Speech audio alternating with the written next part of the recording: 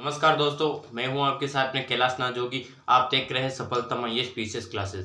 दोस्तों, mains answer writing श्रृंखला में आज हम लेके आए हैं वायुमंडल वाला टॉपिक अपना कंप्लीट हो गया है। उसमें एक वीडियो और डालना है, मैं जो हाल ही क्लास के बाद में डाल दूंगा। इससे पहले आपको देखना है कि किस प्रकार पृथ्वी की आंतरिक संरचना का विकास हुआ, कैसे पृथ्वी की आंतरिक संरचना को बारे में क्यों पढ़ना है। आइए एक प्रश्न उस पर नजर डालते हैं। तो दोस्तों आइए आज हम एक क्वेश्चन पर नजर डालते हैं। दोस्तों, इससे डालने से पहले हम ये देख लेते हैं कि पृथ्वी की आंतरिक प्रश्न क्या है। पृथ्वी की आंतरिक संरचना से आप क्या समझते हो, और इसकी आंतरिक संरचना के संदर्भ में मानव निहितार्थों का परीक्षण कीजिए। आखिरकार मानव क्यों आंतरिक संरचना के बारे में जानना चाहता है। इन सब की चर्चा के साथ में हम आपको बताना चाहेंगे कि किस प्रकार हमें इस प्रश्न का आंसर लिखना है। दोस्तों, सबसे पहले हम पृथ्वी की आंतरिक संरचना से स्टार्ट करेंगे, तो आपको समझते रहना है। कंसेप्ट यहीं से क्लियर हो रहे हैं आपको कि पृथ्वी की आंतरिक संरचना से आप क्या समझते हैं। तो आप क्या बोलोगे कि पृथ्वी की आंतरिक संरचना से आशय हैं, पृथ्वी की आंतरिक संरचना से आशय हैं, संरचना से तात्पर्य है या आशय है या तात्पर्य है कि भूगर्भ की रासायनिक व भौतिक दशाएं, भूगर्भ की रासायनिक व भौतिक दशाओं के बारे में जानना।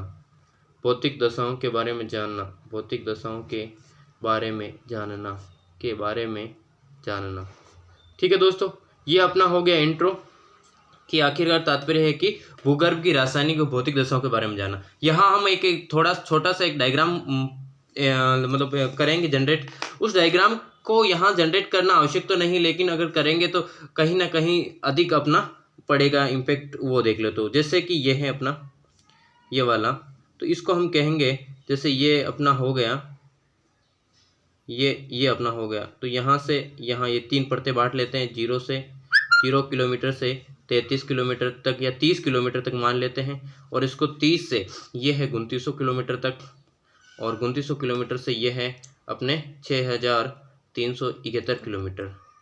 तो आपको इतना पता हो गया, ये चीज़ें आपने जान ली। अब हम देखेंगे कि 0 से 30 किलोमीटर का जो क्षेत्र है उसको हम कहते हैं क्रस्ट या भूपृष्ठ। ठीक है। अब दूसरा है कि यहाँ से लेकर या 30 किलोमीटर से 2900 किलोमीटर का जो क्षेत्र है उसको हम कहते हैं मेंटल। इसको हम क्या कहते हैं, मेंटल या प्रवार भी कहते हैं। और यहाँ से लेकर 2900 से 6371 किलोमीटर है, वो उनको हम कहते हैं कोर। ठीक है दोस्तों, तो ये क्या हो गया, पृथ्वी की आंतरिक संरचना। तो हम यहाँ लिख देंगे पृथ्वी की आंतरिक संरचना, पृथ्वी की आंतरिक संरचना, पृथ्वी की आंतरिक संरचना, पृथ्वी की आंतरिक संरचना, पृथ्वी की आंतरिक संरचना, आंतरिक संरचना।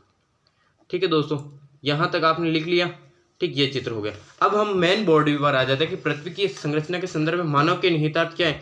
तो हम यहाँ लिखेंगे पृथ्वी की संरचना के संदर्भ में, कि पृथ्वी की संरचना के संदर्भ में, तो हम लिखेंगे पृथ्वी की संरचना, पृथ्वी की आंतरिक संरचना के संदर्भ में, आंतरिक संरचना के संदर्भ में, आंतरिक संरचना के संदर्भ में, संरचना के संदर्भ में मानव निहितार्थ।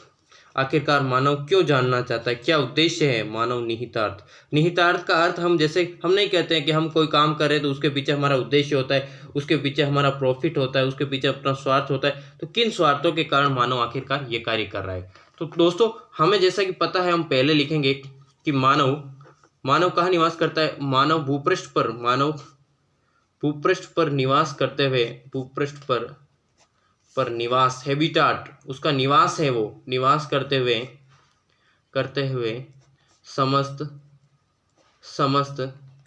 समस्त विकासात्मक कार्य करता है। ठीक है दोस्तों, पहला काम ये विकासात्मक कार्य करता है, विकासात्मक कार्य करता है। ठीक है। और दूसरा हम लिखेंगे कि दूसरा क्यों जानना चाहता है, क्योंकि भूगर्भ में विभिन्न प्रकार के खनिज पाए जाते हैं। भूगर्भ में विभिन्न प्रकार के खनिज पाए जाते हैं, विभिन्न प्रकार के खनिज पाए जाते हैं, विभिन्न प्रकार के खनिज पाए जाते हैं। पाए जाते हैं जो विभिन्न उद्योगों में पाए जाते हैं, जो विभिन्न उद्योगों में काम आते हैं, जो विभिन्न इंडस्ट्रीज विभिन्न उद्योगों में काम आते हैं, विभिन्न उद्योगों में काम आते हैं, उद्योगों में काम आते हैं। ये जान लिया, विभिन्न उद्योगों में काम आता है, इसीलिए भी जानना चाहता है। ठीक है, आता है।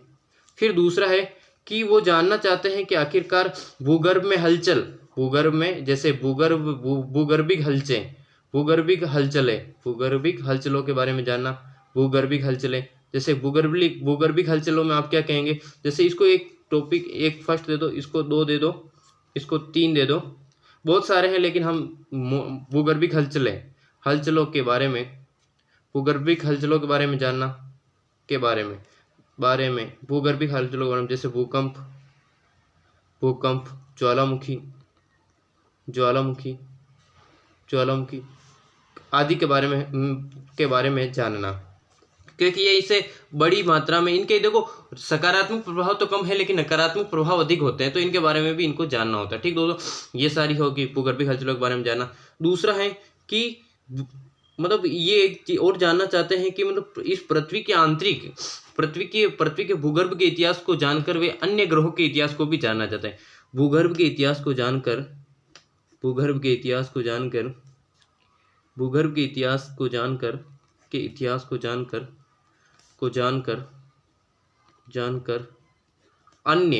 अन्य ग्रहों का इतिहास को जानना, अन्य ग्रहों व पिंडों के इतिहास को जानना, अन्य ग्रहों व पिंडों के इतिहास को जानना, ठीक है।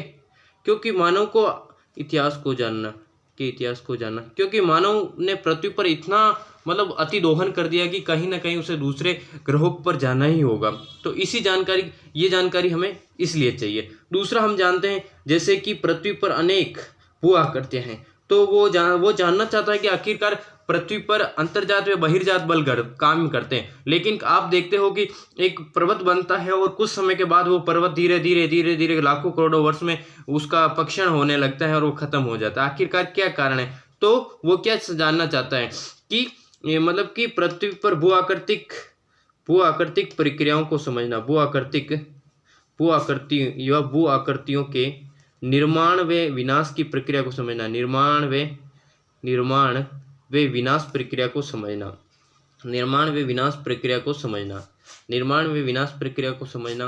को क्या करना को समझना, ठीक है, समझना, ये भी उसका लक्ष्य है कि वो समझना चाहता है।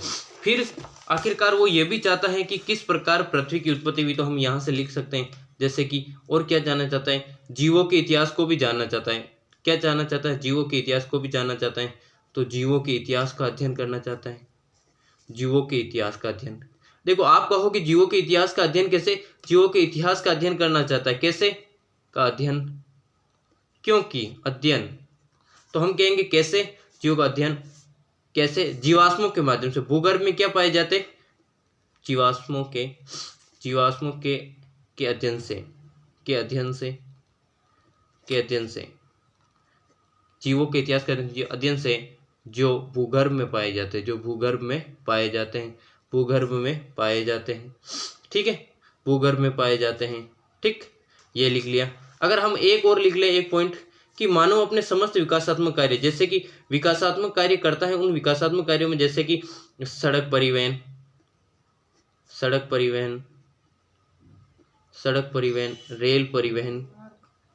रेल परिवहन, वे अन्य प्रक्रियाएं, वे अन्य विकासात्मक कार्य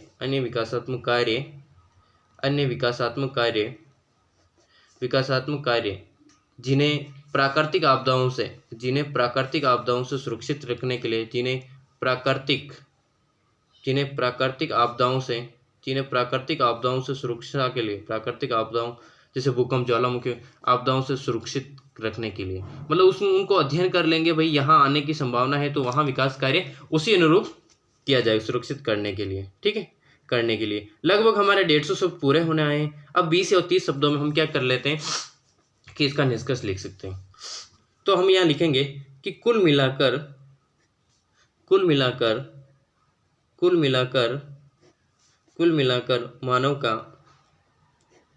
मानव का पृथ्वी की आंतरिक संरचना के बारे में, आंतरिक संरचना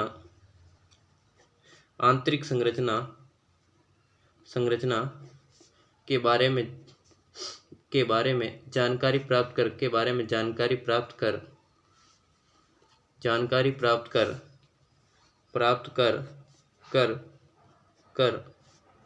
मतलब करके, हम यहाँ लिखेंगे जानकारी प्राप्त करके भविष्य में सतत विकास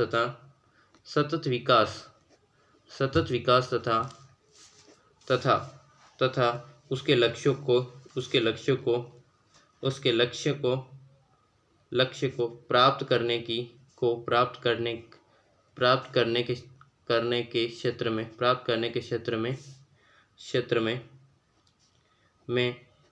करने में किया गया एक सराहनीय प्रयास है।